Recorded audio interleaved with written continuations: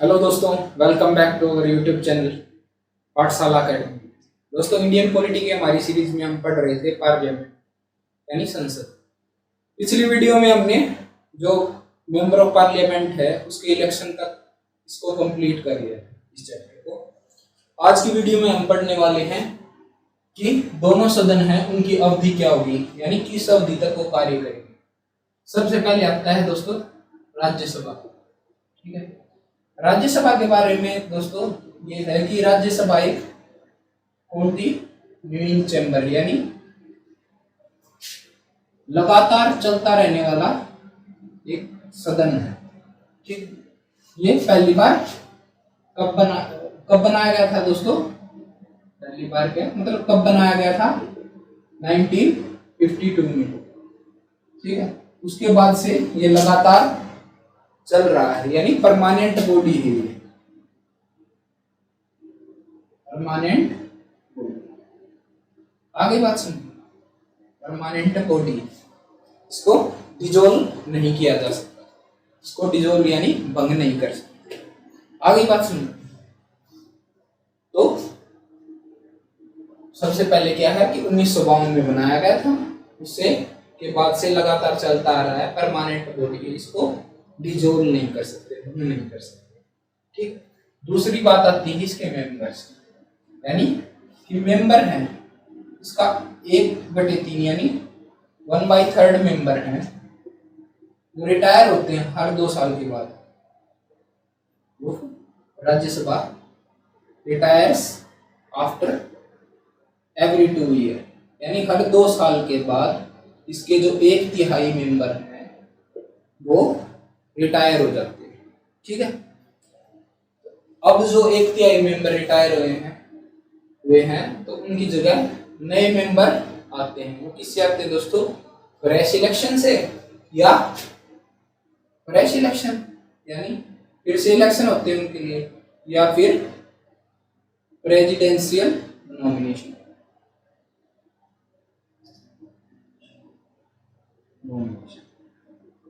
यानी राष्ट्रपति उनको नामित करते हैं। नामित, अगर कोई मेंबर ऐसा है जिसको प्रेसिडेंट ने नामित कर रखा है और उसका कार्यकाल पूरा होगा तो वो सीट तो खाली होगी, तो अब क्या होगा? अगली बार उस सीट पे जो मेंबर आएगा वो फिर से किसकी वजह से आएगा? प्रेसिडेंट के नॉमिनेशन की वजह से। और जो सीट राज्यों को अलॉट है उनके ऊपर कोई व्यक्ति चयनित है, निर्वाचित है, तो उनका कार्यकाल पूरा होता है तो फिर से स्टेट के अंदर इलेक्शन किए जाते हैं और नए व्यक्ति का निर्वाचन किया जाता है। ठीक है, आगे बात समझिए। अब जो राज्यसभा है उसके कार्यकाल के बारे में, यानी उसके जो सदस्य हैं उनका कार्यकाल कितना होगा, इसके बारे में कॉन्स्टिट्यूशन है उसमें कुछ नहीं दिया गया, यानी संविधान के अंदर कुछ नहीं दिया गया। तो मेंबर हैं उनका कितना टेन्योर होगा वो किसके अंदर दिया गया है दोस्तों? वो दिया गया है representation of peoples act, representation of people act 1951। ठीक है दोस्तों, यानी रिप्रेजेंटेशन ऑफ पीपल एक्ट 1951 ये बताता है कि जो राज्यसभा के सदस्य हैं उनका कार्यकाल कितना होगा? 6 वर्ष। ठीक है दोस्तों, राज्यसभा के जो सदस्य हैं उनका कार्यकाल कितना होगा? 6 वर्ष। अब बात आती है कि 1952 के अंदर जब राज्यसभा बनाई गई तो फर्स्ट बैच के जो था राज्यसभा का उसमें भी 2 साल बाद रिटायरमेंट होनी थी लोगों की। ठीक है, यानी 1952 में बनी थी तो 1954 में 1/3 सदस्य है उनको रिटायर करना था। तो अब बात ये आती है कि रिटायर किसको किया जाए, कोई भी तैयार नहीं होगा पहले रिटायर होने के लिए। तो जो रिटायरमेंट हुई थी वो हुई थी दोस्तों लॉटरी सिस्टम से, यानी सबके नाम की पर्ची बना के एक बॉक्स के अंदर डाल दी। अब लॉटरी सिस्टम की तरफ पर्ची निकाली, जिसका नाम आ गया वो रिटायर कर दिया गया। ठीक है, अब जो रिटायरमेंट की शक्ति है वो किसको मिली थी दोस्तों? प्रेसिडेंट को। इस कानून, ये जो रिप्रेजेंटेशन ऑफ पीपल एक्ट 1951 है, इसमें प्रेसिडेंट को ये शक्ति थी कि लॉटरी सिस्टम से आप जो API मेंबर हैं फर्स्ट बैच के, उनको रिटायर कर सकते हैं। ठीक है दोस्तों, ये बात आती है जो राज्यसभा की अवधि की। अब बात दूसरा क्या है, लोकसभा। दूसरा हमारा सदन कौन सा है दोस्तों, लोकसभा। अब लोकसभा के लिए क्या देखते हैं कि लोकसभा के लिए डायरेक्ट इलेक्शन होते हैं। ठीक है, तो लोकसभा का जो कार्यकाल है दोस्तों, यानी ड्यूरेशन या अवधि बोल सकते हैं, हिंदी में क्या बोलते हैं, अवधि। तो जो लोकसभा है उसकी अवधि कितनी होती है दोस्तों, नॉर्मल कंडीशन के अंदर 5 साल होती है। ठीक, यानी अगर नियमित परिस्थितियां हैं तो उसके अंदर लोकसभा है उसका कार्यकाल कितना होता है, 5 साल। ठीक है, तो मेंबर का कार्यकाल भी कितना होगा, 5 साल नॉर्मल कंडीशन के अंदर। आगे का देखो, मेंबर का और लोकसभा का अलग अलग देखना जरूरी है। हो सकता है कोई मेंबर डिस्क्वालीफाई हो जाए किसी केस के ऊपर, तो जरूरी नहीं है कि लोकसभा का कार्यकाल भी 5 साल है तो मेंबर का कार्यकाल भी 5 साल हो सकता है कि वो किसी कारण बस अयोग्य घोषित किया जा सकता है, तो वो सदन का सदस्य नहीं रहेगा। नियमित जो स्थिति है उसके अंदर लोकसभा की अवधि भी 5 साल है और मेंबर का कार्यकाल भी है, वो भी है 5 साल। ठीक है, अब बात आती है दूसरे केस के अंदर। दूसरे केस के अंदर क्या है, अगर पीएम रेकमेंड करते हैं प्रेसिडेंट को डिसोल्यूशन ऑफ लोकसभा, यानी लोकसभा को भंग करने के लिए जब प्रधानमंत्री किसको रेकमेंड करते हैं, प्रेसिडेंट को, तो प्रेसिडेंट क्या कर देते हैं, लोकसभा को भंग कर देते हैं और उसके बाद फिर से नए सिरे से इलेक्शन करवाए जाते हैं देश के अंदर। ठीक है, अब जो ये डिसोल्यूशन है, ठीक है, डिसोल्यूशन ऑफ प्रेसिडेंट ले लिया, डिसोल्यूशन ऑफ लोकसभा आएगा यहाँ पे। तो क्या है कि नए सिरे से इलेक्शन करवाए जाएंगे देश के अंदर, फिर से सरकार चुनी जाएगी। अब जो ये डिसोल्यूशन की जो रिकमेंडेशन है उसको किसी भी कोर्ट के अंदर चैलेंज नहीं किया जा सकता। ठीक है, कि आपने जो रिकमेंडेशन की है डिसोल्यूशन के लिए वो गलत है, सही है, ये सब किस पे आधारित है, प्राइम मिनिस्टर पे। ठीक है दोस्तों, आगे बात सुनते हैं। तो जो लोकसभा है उसका कार्यकाल नियमित कंडीशन के अंदर 5 साल, और अगर डिसोल्यूशन की सिफारिश करते हैं प्राइम मिनिस्टर तो उस केस के अंदर प्रेसिडेंट उसको तत्काल डिसोल्व कर देते हैं, डिसोल्व यानी भंग कर देते हैं। आगे बात सुनिए, भंग कर और फ्रेश इलेक्शन करवाते हैं। अब जो ड्यूरेशन है यानी अवधि है दोनों सदनों की, उसके बारे में किस आर्टिकल के अंदर दिया गया है दोस्तों, वो उसके बारे में दिया गया है आर्टिकल नंबर 83, यानी अनुच्छेद 83 के अंदर, 83 के अंदर ये दिया गया है। आर्टिकल 83 के अंदर दोनों सदनों की जो अवधि है वो दी गई। आगे बात सुनिए, अब बात आती है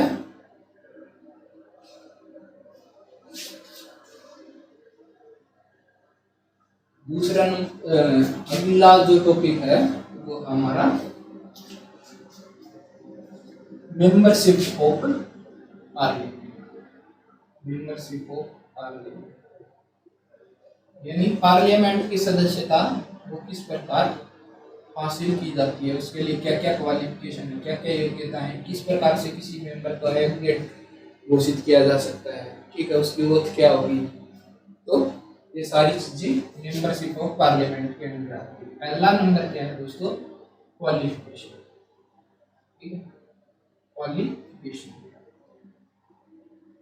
क्वालिफिकेशन में जर्नल हम देखते हैं तो पहली क्वालिफिकेशन क्या है दोस्तों, जो बचपन से हम पढ़ते आते हैं कि he must be citizen of India, must be citizen of India, यानी भारत का नागरिक होना चाहिए। जो व्यक्ति संसद की सदस्यता लेना चाहता है वो भारत का नागरिक होना चाहिए। ठीक है, दूसरे नंबर पर क्या है दोस्तों कि इलेक्शन कमीशन के द्वारा जो ओथ यानी शपथ निर्धारित की गई है उसको लेने के बाद यानी उस शपथ ग्रहण के बाद ही कोई व्यक्ति संसद का सदस्य बनेगा। ठीक है। अब शपथ क्या होती है दोस्तों? शपथ में जो पहला क्या है, एलिजियंस टुवर्ड कॉन्स्टिट्यूशन यानी जो संविधान है उसके प्रति निष्ठा रखना है, रखूंगा। ये ऐसा बोलते हैं ना, शपथ लेते हैं कि मैं संविधान की रक्षा संविधान की रक्षा तो प्रेसिडेंट की उसमें होता है, यानी संविधान के प्रति निष्ठा रखूंगा, पूरी सच्ची और ईमानदारी से जो मेरा ऑफिस है उस या ड्यूटी है उसका निर्वहन करूंगा। तो ये सारी बातें किसके अंदर आती हैं दोस्तों? ओथ के अंदर यानी शपथ के अंदर। ठीक। तीसरा नंबर पर आता है दोस्तों कि लोकसभा के लिए तो जो उम्र है वो कितनी होनी चाहिए दोस्तों? 25 साल। ठीक है, 25 ईयर्स। और राज्यसभा के लिए जो बात आती है वो होती है दोस्तों 30 साल। ठीक है, 30 ईयर्स। आगे बात सुनिए, राज्यसभा के लिए कितना होता है? 30 साल। फोर्थ नंबर पे आप बोल सकते हैं कि जो भी लॉ है पार्लियामेंट ने बनाए हैं वो सारे किसको मानने पड़ते हैं? उस व्यक्ति को। अगर जो भी लॉ स्पेसिफाई करें किए हैं पार्लियामेंट ने वो सारे लॉ उनको कंप्लीट करने होते हैं, यानी मान्य होते हैं, कंडीशन के ऊपर लागू होती है। क्वालिफिकेशन आर्टिकल नंबर दोस्तों, आर्टिकल नंबर 24 के अंदर क्वालिफिकेशन के बारे में दिया गया कि क्या क्या क्वालिफिकेशन होनी चाहिए। 4 तो ये क्वालिफिकेशन है ही, इससे अलावा 2 क्वालिफिकेशन और हैं दोस्तों। 2 क्वालिफिकेशन क्या है वो दी गई थी रिप्रेजेंटेशन ऑफ पीपल्स एक्ट यानी RPA। इसको मैं RPA लिखूंगा दोस्तों, RPA 1951, क्योंकि ज्यादा लंबा हो जाएगा। ठीक है, RPA representation of people act 1951 ने क्या 2 कंडीशन दी थी दोस्तों। पहली क्या कि कोई लोकसभा में अगर किसी को मेंबर बनना है तो जिस कॉन्स्टिट्यूएंसी यानी जिस निर्वाचन क्षेत्र से वो व्यक्ति मेंबर ऑफ पार्लियामेंट यानी लोकसभा का मेंबर चुना जाएगा उसके अंदर वो मतदाता होना चाहिए, इलेक्टर होना चाहिए, यानी मतदाता होना चाहिए। यानी अब मान लीजिए मेरा जो निर्वाचन क्षेत्र है कॉन्स्टिट्यूएंसी है वो है भिवानी महेंद्रगढ़ लोकसभा। तो अब मुझे चुनाव लड़ना है, मान लिया तो भिवानी महेंद्रगढ़ से अगर मैं चुनाव लड़ूंगा तो मुझे इसी क्षेत्र के अंदर एक मतदाता होना जरूरी है। ठीक है दोस्तों, आगे बात सुनिए। अब किसी और क्षेत्र से चुनाव लड़ना है तो वहां पे मतदाता होना जरूरी है। ठीक है, ये चीज। और राज्यसभा के केस में क्या कर दिया दोस्तों? राज्यसभा के केस में था कि जिस स्टेट से आप चुन के आ रहे हैं ना उस स्टेट के अंदर आप एज ए इलेक्टर यानी मतदाता होने चाहिए। ठीक है, कि जिस स्टेट से आप चुन के आ रहे हैं उस स्टेट के अंदर आप इलेक्टर होने जरूरी है, यानी मतदाता होने जरूरी है। इस चीज को 2003 के अंदर इस जो बाध्यता है उसको खत्म कर दिया गया। ठीक, 2003 है, 2003 में इस बाध्यता को खत्म कर दिया गया कि अब आप देश में कहीं से भी चुनाव लड़ सकते हैं, किसी भी राज्य से निर्वाचित होकर राज्यसभा में पहुंच सकते हैं और किसी भी जो निर्वाचन क्षेत्र है उससे निर्वाचित होकर लोकसभा के अंदर जा सकते हैं। 2003 के अंदर खत्म कर दिया। इसको कोर्ट में चैलेंज किया था। 2006 में सुप्रीम कोर्ट ने भी इस बात की जो वैधता है यानी ये जो चेंज किया गया था उसको वैलिड करार दे दिया था, यानी ये बात ठीक है कि आप किसी भी असेंबली किसी भी कॉन्स्टिट्यूएंसी से और किसी भी स्टेट से इलेक्शन लड़ सकते हैं। आगे बात सुनिए। पहली तो ये हो गई दोस्तों। दूसरी क्या है? दूसरी क्या है दोस्तों? जब कोई आदमी किसी रिजर्व सीट के ऊपर इलेक्शन लड़ता है, रिजर्व सीट के ऊपर, तो वो रिजर्व कैटेगरी से होना जरूरी है, ठीक है, रिजर्व कैटेगरी। अब मान लिया कोई सीट है वो एसटी कैटेगरी के लिए रिजर्व है या फिर एससी कैटेगरी के लिए रिजर्व सीट है, तो जो व्यक्ति उस सीट पे चुनाव लड़ रहा है वो भी रिजर्व कैटेगरी से, उसी रिजर्व कैटेगरी से होना जरूरी है, ठीक है। यानी एसटी के लिए रिजर्व है तो वो व्यक्ति एसटी होना जरूरी है, अगर एससी के लिए रिजर्व है तो वो व्यक्ति एससी होना जरूरी है। दूसरा क्या है, जो रिजर्व कैटेगरी का कोई पर्सन है, रिजर्व कैटेगरी का कोई व्यक्ति है, वो नॉर्मल सीट के ऊपर भी इलेक्शन लड़ सकता है, ठीक है, यानी सामान्य सीट के ऊपर भी वो इलेक्शन लड़ सकता है, उसके ऊपर कोई बाध्यता नहीं है, ठीक है, कि आपको अब रिजर्व कैटेगरी से हैं तो आपको रिजर्व सीट पे ही इलेक्शन लड़ना पड़ेगा, ऐसा कोई रूल नहीं है। रिजर्व कैटेगरी का कोई व्यक्ति नॉर्मल सीट के ऊपर भी इलेक्शन लड़ सकता है। आगे बात समझो, तो ये क्वालिफिकेशन थी। अब बात आती है डिस्क्वालिफिकेशन, यानी अयोग्यताएं क्या क्या होंगी, ठीक, क्या क्या अयोग्यताएं होंगी।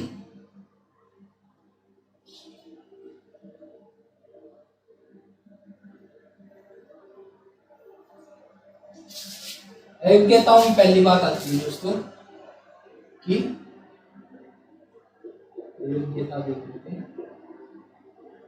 अयोग्यताओं में पहली बात आती है कि we should not hold any office of profit, any office of profit, any office of profit।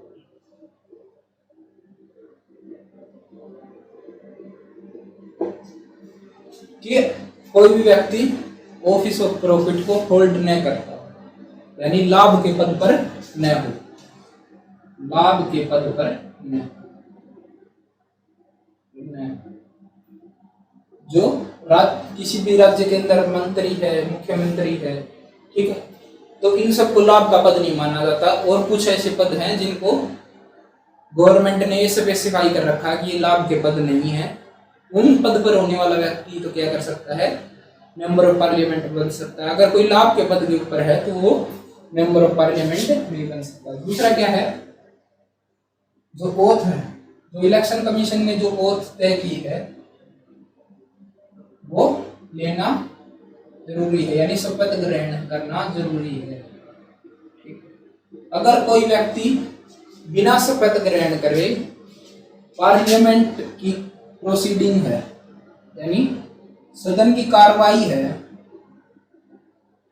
उसके अंदर भाग लेता है और वोट करता है ना, तो एंड वोट, तो उसके ऊपर 500 रुपए का जुर्माना लगाया जाता है दोस्तों, 500 रुपए का जुर्माना लगाया जाता है, ठीक है। तो इसके 3 केस हैं। पहला क्या, अगर कोई व्यक्ति ये जानता है, अगर किसी ने शपथ नहीं ली, ठीक है, शपथ ग्रहण नहीं की, और वो जो पार्लियामेंट की कार्यवाही है उसके अंदर जाके बैठता है और वोट करता है, तो उसके ऊपर प्रतिदिन के हिसाब से 500 रुपये फाइन लगाया जाएगा, ठीक है दोस्तों। दूसरा क्या है कि अगर किसी व्यक्ति को पता है कि वो अयोग्य है, ठीक है, यानी वो जानता है, जानबूझकर क्या करता है दोस्तों, जो सदन है उसकी कार्रवाई में शामिल होता है, ये जानते हुए कि वह अयोग्य है, फिर भी वो सदन की कार्रवाई में शामिल होता है, तो भी उसके ऊपर जुर्माना लगेगा, ठीक है। तीसरा क्या है, तीसरा है दोस्तों कि पार्लियामेंट यानी सदन के कानून के अंतर्गत, सदन के कानून के अंतर्गत किसी को ऐसा करने से मना किया गया है, रोका गया है, ठीक है। तो जैसे कई बार क्या कर देते हैं, जो सदन के जो पीठासीन अधिकारी हैं, यानी लोकसभा के अंदर स्पीकर या राज्यसभा के अंदर चेयरमैन, किसी मेंबर को क्या कर देते हैं, सस्पेंड कर देते हैं। और वो फिर भी जानबूझकर क्या करेगा, अगर सदन की कार्रवाई में शामिल होगा तो उसके ऊपर प्रतिदिन के हिसाब से 500 रुपए जुर्माना लगाया जाए। ठीक है दोस्तों। अब जो आरपीए, ठीक है, आरपीए बहुत महत्वपूर्ण है दोस्तों। आरपीए के जो वो है उनको ध्यान रखना, यानी रिप्रेजेंटेशन ऑफ पीपल एक्ट 1951। इसके अंदर भी कुछ डिस्क्वालिफिकेशन दी गई है।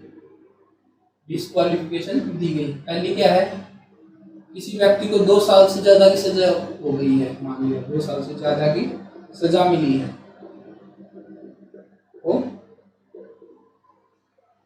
उसको क्या कर देंगे, उसकी जो सदस्यता है वो रद्द हो जाएगी, अयोग्य घोषित हो जाएगा।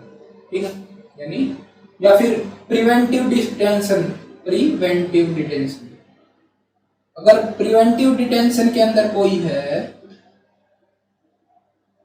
तो he will not be disqualified, वो डिस्क्वालिफाइड नहीं होगा दोस्तों। ठीक है, कैसे, अगर कोई प्रिवेंटिव डिटेंशन, किसी को 2 साल से ज्यादा की सजा है वो तो अयोग्य है, लेकिन अगर किसी को प्रिवेंटिव डिटेंशन के अंदर लिया गया है, यानी कानून व्यवस्था बनाए रखने के लिए किसी व्यक्ति को कई बार क्या कर लेते हैं, कोई ऐसा व्यक्ति है, सामाजिक तत्व है जो देश का माहौल खराब कर रहा है, तो उसको क्या कर देते हैं कि राज्य का या देश का या किसी क्षेत्र का माहौल में खराब हो, इसलिए उसको प्रिवेंटिव डिटेंशन के अंदर पकड़ देते हैं, इस एक्ट के अंदर पकड़ देते हैं उसको। ठीक है, तो वो मेंबर है वो डिस्क्वालिफाइड नहीं होगा। ठीक है, डिस्क्वालिफाइड सिर्फ सजा के केस में। दूसरा क्या है कि वो अगर ऑफिस ऑफ प्रॉफिट पे है, ऑफिस ऑफ प्रॉफिट यानी अगर वो गवर्नमेंट की कोई कॉरपोरेशन है, कोई कॉरपोरेशन है जिसके अंदर गवर्नमेंट का 25% से ज्यादा शेयर है, 25% या उससे ज्यादा शेयर है, ठीक है, उसके अंदर वो ना तो डायरेक्टर हो सकता है, डायरेक्टर, और ना ही मैनेजिंग एजेंट हो सकता है। ठीक है, आगे बात समझ, ना तो डायरेक्टर हो सकता है ना ही मैनेजिंग एजेंट हो सकता है, किसके अंदर, जहां पर गवर्नमेंट का 25% या 25% से ज्यादा शेयर है किसी कॉर्पोरेशन के अंदर, यानी कॉर्पोरेशन को हिंदी में बोलते हैं दोस्तों सहकारी संस्था।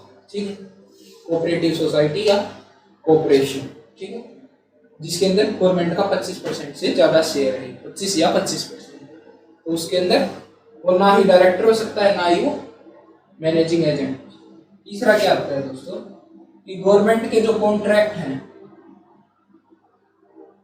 उनके अंदर उसका इंटरेस्ट नहीं होना चाहिए, इंटरेस्ट है वो नहीं होना चाहिए। ठीक, आगे बात समझ में, 3 तो ये हो गए, देख लो एक बार इसको। पहला क्या है, 2 साल से ज्यादा सजा नहीं होनी चाहिए, प्रिवेंटिव डिटेंशन है तो वो डिस्क्वालीफाई नहीं होगा, ऑफिस ऑफ प्रॉफिट नहीं होना चाहिए, नहीं, जिस कॉर्पोरेशन के अंदर गवर्नमेंट के 25 या 25% से ज्यादा शेयर हैं तो उसके अंदर वो डायरेक्टर या मैनेजिंग एजेंट नहीं हो सकता। तीसरा क्या है कि गवर्नमेंट के जो भी कॉन्ट्रैक्ट हैं उनके अंदर उनका इंटरेस्ट नहीं होना चाहिए, अगर इंटरेस्ट है तो वो क्या कर देंगे, उनको डिस्क्वालीफाई कर देंगे। तीसरा क्या है दोस्तों, चौथा, 3 हो गए ना। फोर्थ के अंदर आता है कि पार्लियामेंट के किसी कानून के तहत, ठीक है, disqualified according to parliament law, according to parliament law,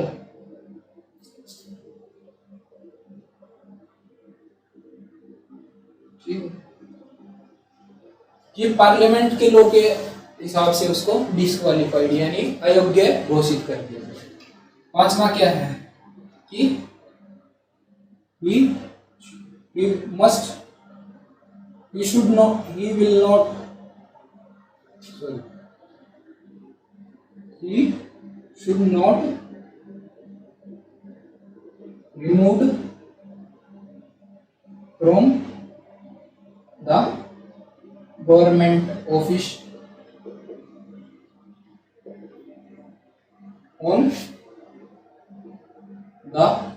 offence of corruption and disloyalty of state. अब ये क्या है दोस्तों कि उसके ऊपर करप्शन के कारण उसे राज्य के किसी भी ऑफिस से बाहर न निकाला गया हो और राज्य के प्रति उसने वफादारी न दिखाई हो, ठीक है। यानी कोई ऐसा व्यक्ति जो राज्य सरकार के प्रति वफादार न रहा हो या फिर उसके ऊपर करप्शन के कारण उसको नौकरी से हटा दिया गया हो, ऐसे मेंबर को अयोग्य घोषित कर दिया जाता है, ठीक है।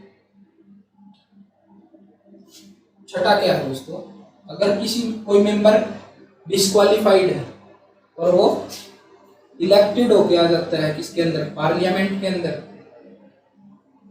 ठीक है, तो पार्लियामेंट के अंदर आ जाता है, डिस्क्वालिफाइड है, तो उस केस के अंदर हाई कोर्ट है उसके ऊपर क्या करेगा, फैसला लेगा, उसको डिस्क्वालीफाई कर देगा। हाई कोर्ट को यह पावर दी गई है कि वो इस डिस्क्वालिफिकेशन के मुद्दे पर यानी अयोग्यता के मुद्दे के ऊपर फैसला देगा, ठीक है। हाई कोर्ट ने मान लिया फैसला दे दिया तो उसके खिलाफ अपील है तो किस कोर्ट में की जा सकती है दोस्तों, सुप्रीम कोर्ट में। यानी किसी व्यक्ति को अयोग्य घोषित कर दिया मान लिया हाई कोर्ट ने, तो उसके खिलाफ वो व्यक्ति सुप्रीम कोर्ट के अंदर अपील कर सकता है, ठीक है। अब हाल ही की बात है, जो झारखंड के मुख्यमंत्री हैं हेमंत सोरेन, उनको डिस्क्वालीफाई कर दिया हाई कोर्ट ने, ठीक है, अयोग्य घोषित कर दिया है। तो अब वो चाहें तो सुप्रीम कोर्ट के अंदर इस फैसले के खिलाफ अपील कर सकते। आगे बात समझिए, ये आगे दोस्तों डिस्क्वालिफिकेशन यानी अयोग्यताएं क्या क्या है, ठीक। ये अयोग्यताएं हैं दोस्तों जो आरटीए के अंदर दी गई है, यानी रिप्रेजेंटेशन ऑफ पीपल्स है। एक अयोग्यता है वो बाद में ऐड की गई थी, ठीक, वो होती है दोस्तों डिस्क्वालिफिकेशन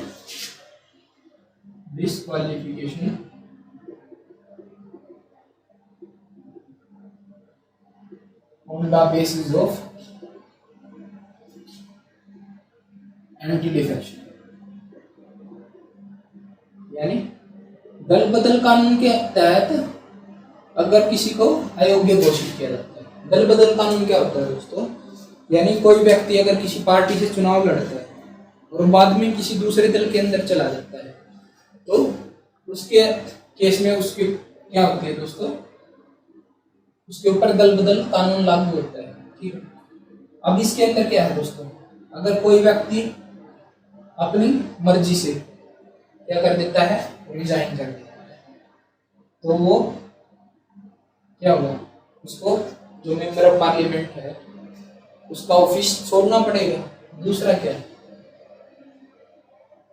यदि कोई व्यक्ति एब्सेंट रहता है, ठीक है, या vote against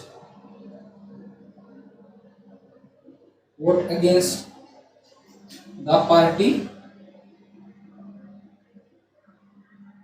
from which he elected,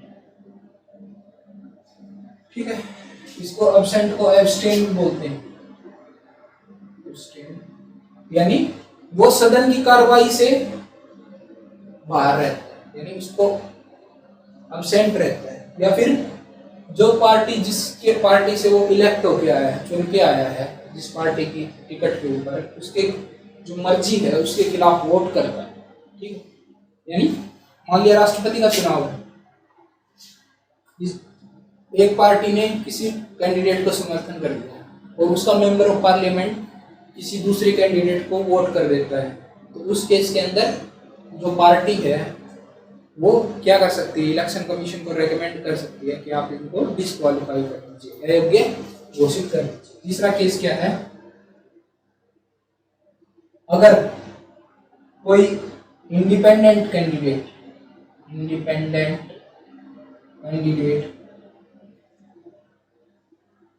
कोई पार्टी ज्वाइन कर लेता है, ज्वाइन से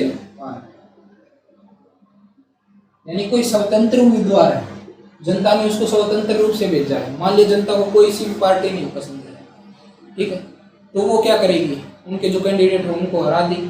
कोई स्वतंत्र उम्मीदवार चुनाव में खड़ा है, उनको वो अच्छा लगता है, उसको जिता देगी, अब क्या करें, वो स्वतंत्र उम्मीदवार जीतने के बाद किसी पार्टी को ज्वाइन कर ले, तो जनता ने तो दोनों पार्टी के खिलाफ वोट दिया था, यानी पार्टी है उनके खिलाफ जाके वोट दिया था क्योंकि वो उनको पसंद नहीं थी। लेकिन क्या किया, उस कैंडिडेट ने जाके पार्टी ज्वाइन कर ली। तो ये जो जनता का मैंडेट है, ठीक है, यानी जनता की जो राय है उसके खिलाफ जाके काम किया है, तो उनको डिस्क्वालीफाई कर दिया जाता है। फोर्थ क्या है, यही यदि कोई मेंबर नॉमिनेट कर दिया है, किसी मेंबर को नॉमिनेटेड मेंबर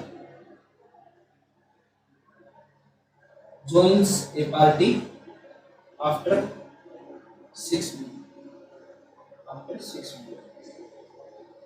यानी कोई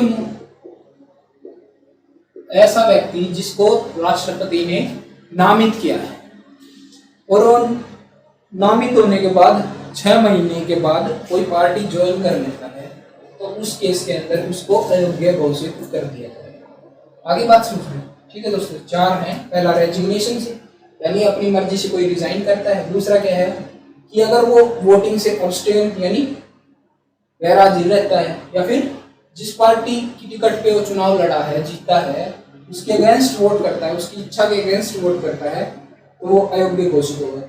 फोर्थ क्या आता है, इंडिपेंडेंट कैंडिडेट, अगर पार्टी ज्वाइन कर लेता है।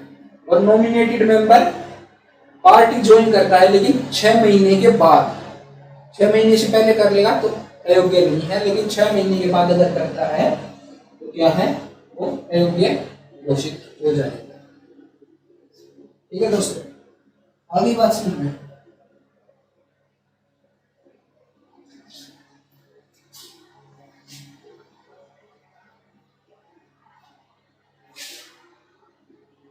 अब बात आती है कि ओथ की ओथ क्या है। ओथ का वैसे तो हमने बात कर लिया था कि ओथ किसके द्वारा स्पेसिफाई की जाती है, इलेक्शन कमीशन के द्वारा।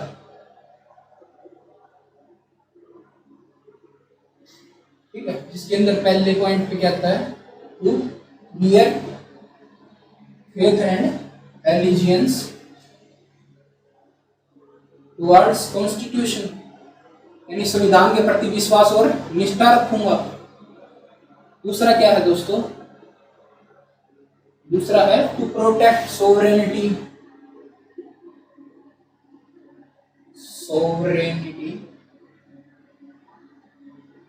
एंड इंटेग्रिटी ऑफ इंडिया,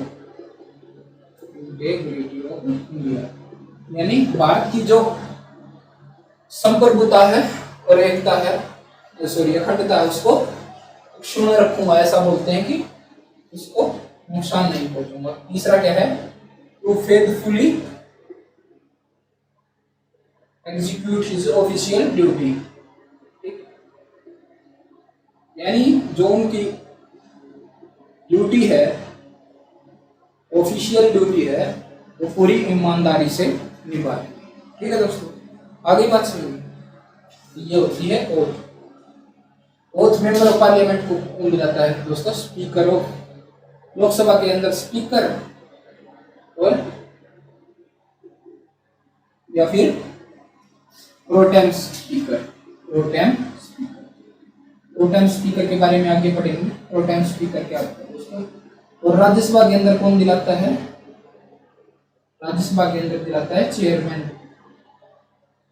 ठीक है, राज्यसभा के अंदर चेयरमैन। आगे बात सुनिए। कोई भी व्यक्ति, ये बता दिया फाइन वाला मैंने बता दिया था कि कोई व्यक्ति अगर बगैर फाइन राज्यसभा या लोकसभा की कार्रवाई के अंदर हिस्सा लेता है तो उसके ऊपर 500 रुपए प्रतिदिन के हिसाब से जुर्माना लगाया जाएगा।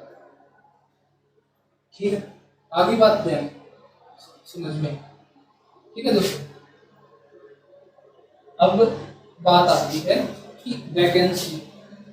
वैकेंसी कैसे क्रिएट होती है मेंबर ऑफ पार्लियामेंट के अंदर, यानी मेंबर ऑफ पार्लियामेंट का ऑफिस है, उसके अंदर वैकेंसी कैसे क्रिएट होती है।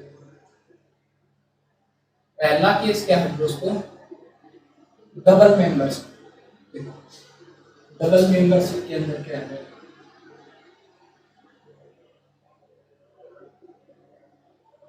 यदि कोई व्यक्ति दोनों इलेक्टेड इन बोथ हाउस, दोनों सदनों के अंदर, लोकसभा और राज्यसभा के अंदर चुन लिया जाता है दोनों सदनों के अंदर, तो क्या होता है उसको 10 दिन के अंदर, इन 10 days we must choose his preference, यानी अपनी प्रेफरेंस है या फिर अब जिस सदन के अंदर वो रहना चाहते हैं उसको चूज करना होता है। अगर 10 दिन के अंदर चूज नहीं किया तो उनकी जो राज्यसभा वाली की सीट है, राज्यसभा वाली सीट है, वो क्या होगी, वैकेंट हो जाएगी ऑटोमेटिकली। ठीक है, यानी आप लोकसभा के भी सदस्य हैं और राज्यसभा के, तो उस केस में अगर 10 दिन में आपने ये नहीं बताया कि मैं इस सीट के ऊपर रहना चाहता हूँ, यानी लोकसभा के अंदर रहना चाहता हूँ या फिर राज्यसभा के अंदर, तो उस केस में क्या होगा, आपकी राज्यसभा की सीट है वो खाली हो जाएगी। ठीक है, दूसरा क्या आता है इसके अंदर कि अगर कोई व्यक्ति दोनों एक उसके अंदर सीटिंग है, seating member elected in other house, elected in other house, अगर कोई राज्यसभा का सदस्य है और वो लोकसभा के चुनाव में फिर से निर्वाचित हो जाता है, तो उसकी जो राज्यसभा की सीट है वो वैकेंट हो जाएगी। ठीक है,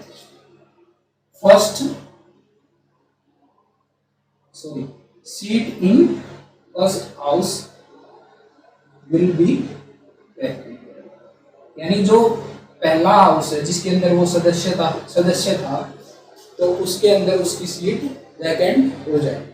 ठीक है, आगे बात सुन। तीसरा सी वाला क्या है, सी वाला केस के अंदर क्या है कि अगर कोई व्यक्ति क्या है, दो इलेक्टेड फ्रॉम 2 सीट्स,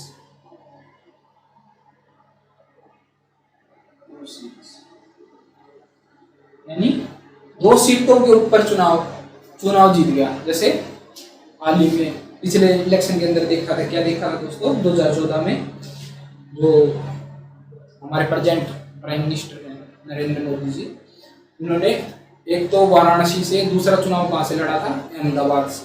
ठीक है, तो दोनों ही सीटों पे वो जीत गए थे। तो उन्होंने क्या किया था, जो वाराणसी वाली सीट है उसको चुन लिया था और अहमदाबाद वाली सीट को छोड़ दिया था।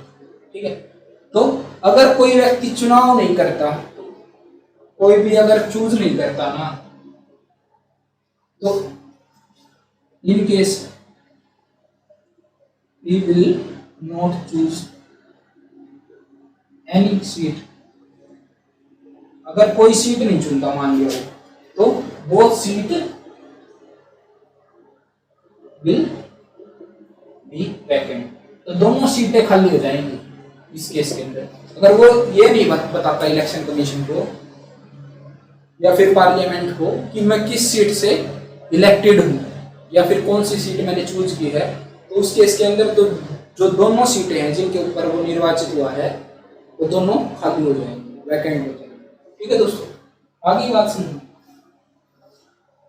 अब क्या, अगर कोई व्यक्ति मेंबर ऑफ पार्लियामेंट का इलेक्शन लड़ता है, यानी चुनाव लड़ता है मेंबर ऑफ पार्लियामेंट के लिए, और वो जीत जाता है, और वही मेंबर किसी स्टेट लेजिस्लेटिव असेंबली के में क्या है, विधायक है।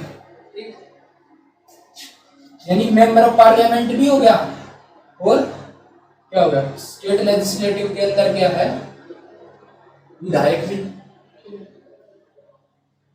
ठीक, आगे बात समझिए, यानी एमएलए है, मेंबर ऑफ लेजिस्लेटिव असेंबली या फिर एमपी।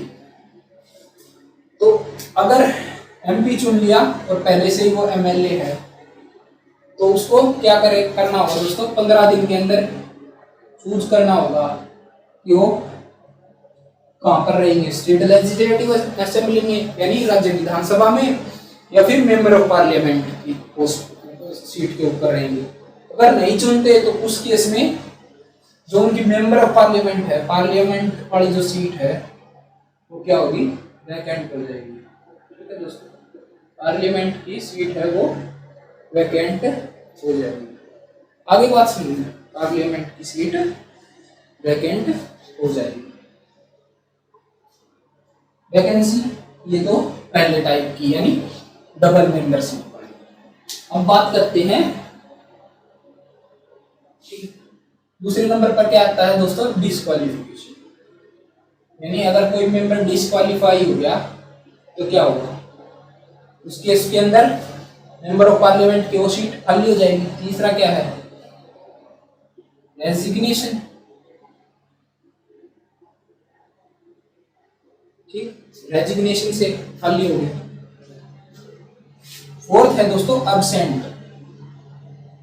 यानी अब्सेंट अगर कोई member 60 days constitution 60 days continuously, यानी लगातार कोई अगर व्यक्ति पार्लियामेंट के अंदर या फिर पार्लियामेंट की जो मीटिंग है उसके अंदर क्या रहता है, अब्सेंट रहता है, तो वो क्या होगा, डिस्क्वालीफाई हो जाएगा। ठीक है, अब ये 60 दिन, अब इस 60 दिन में दोस्तों इन काउंटिंग 60 डेज, काउंटिंग 60 डेज,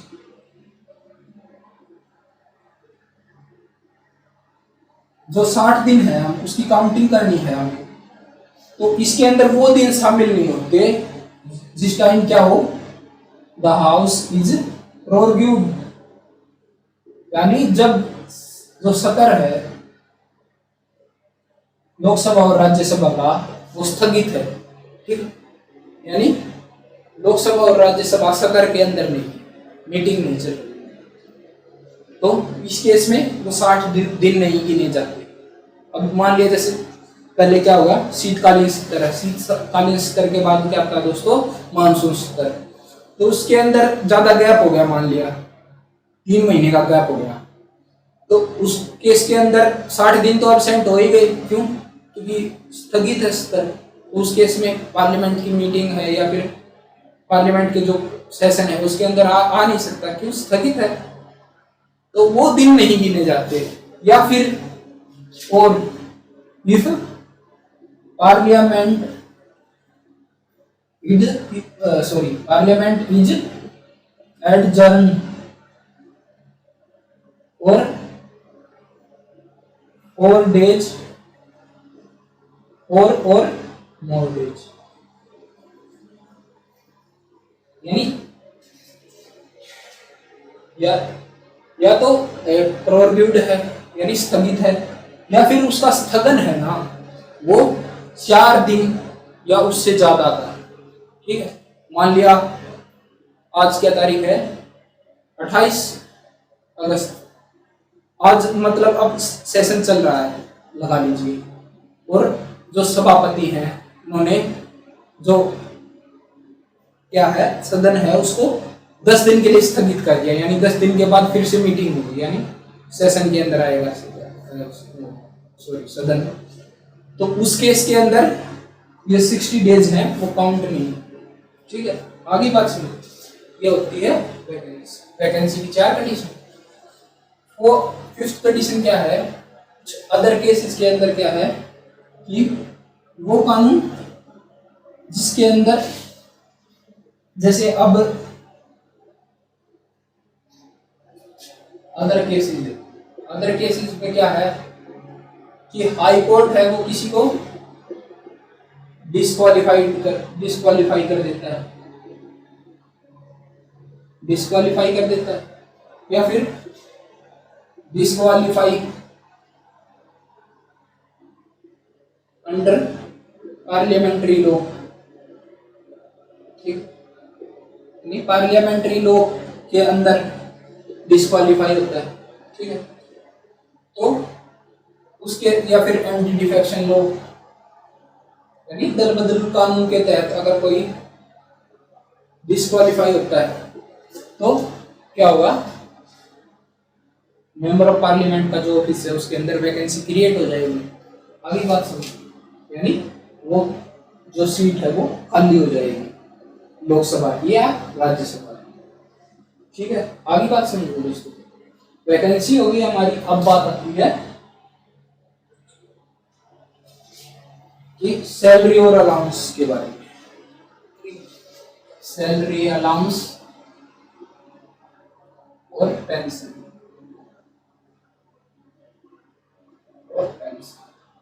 ठीक है दोस्तों। और सैलरी और अलाउंस है वो, अलाउंस और सैलरी है वो कौन तय करता है दोस्तों? वो तय करता है पार्लियामेंट।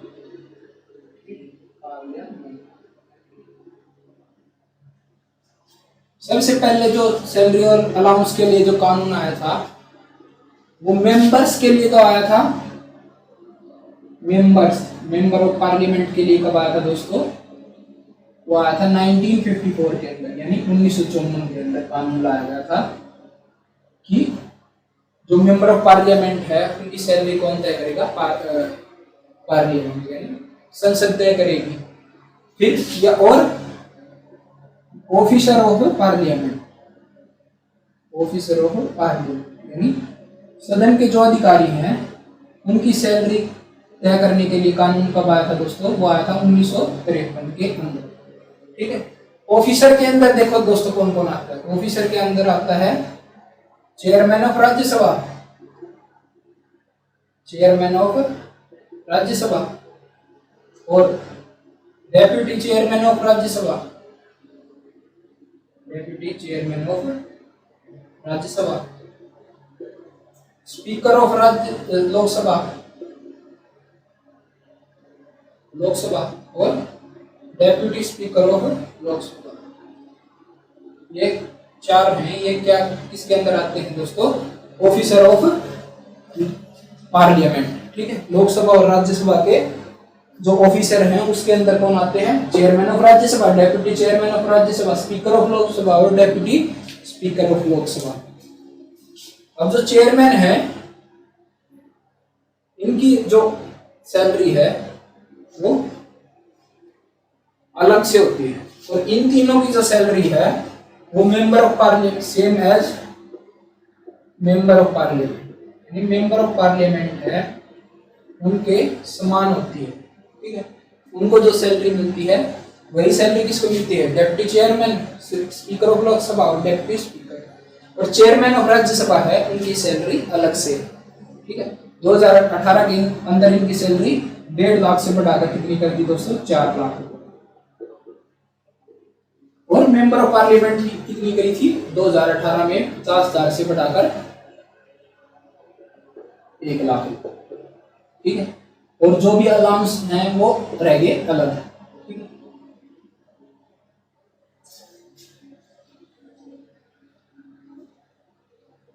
ठीक है, 50,000 से 1 लाख और इनकी 1.5 लाख से 4 लाख।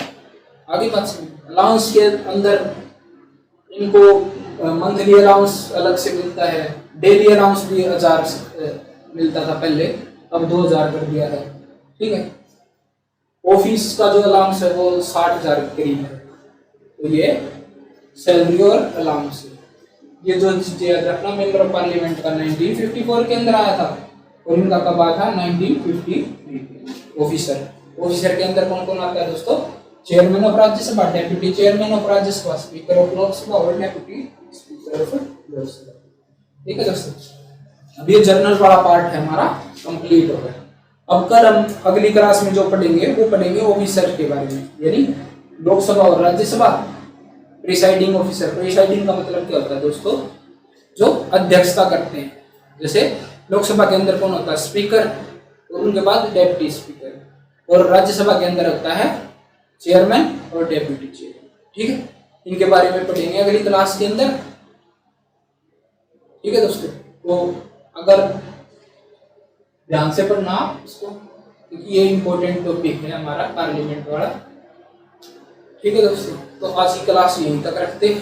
अगर आपको हमारा कंटेंट पसंद आ रहा है, वे ऑफ लर्निंग पसंद आ रहा है, चैनल को सब्सक्राइब कीजिए, शेयर कीजिए, ताकि और आपके दोस्त हैं, आपके फ्रेंड्स हैं, या फिर आपका कोई रिलेटिव है जो तैयारी कर रहा है, उसके पास ये वीडियो पहुंच पाए और उसको भी इसका फायदा मिले। ठीक है, आप हमें सब्सक्राइब करेंगे तो हमें मोटिवेशन मिलेगा।